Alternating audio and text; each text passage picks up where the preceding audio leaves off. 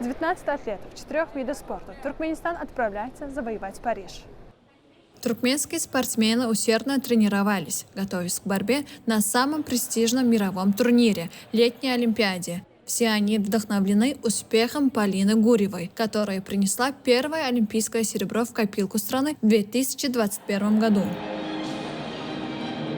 Я занимаюсь дзюдо уже порядка 8 лет. И вот, впервые в жизни я еду представлять нашу страну на Олимпийских играх. За такую возможность благодарю нашего уважаемого президента и героя Аркадага.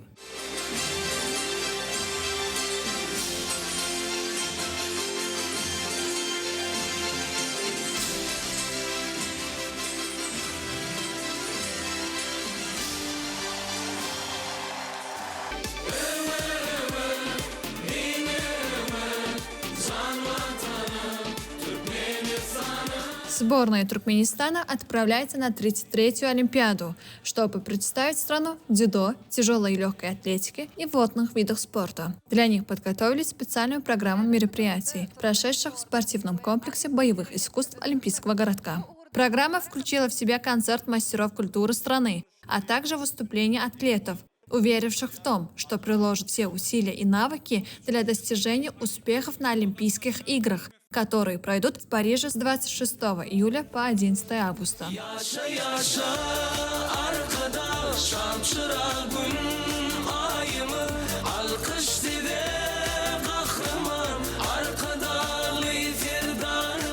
Мы готовились к этим играм на протяжении 3-4 лет.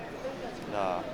Полный олимпийский цикл. Наши спортсмены, наши национальные федерации совместно проводили работу с международными федерациями. На сегодняшний день мы проработали все организационные вопросы с оргкомитетом Парижских Олимпийских игр. Мы аккредитовали более 30 наших делегатов на участие в Олимпийских играх. Наши спортсмены полностью прошли лагерь подготовки, так как за рубежом, также национальные сборы.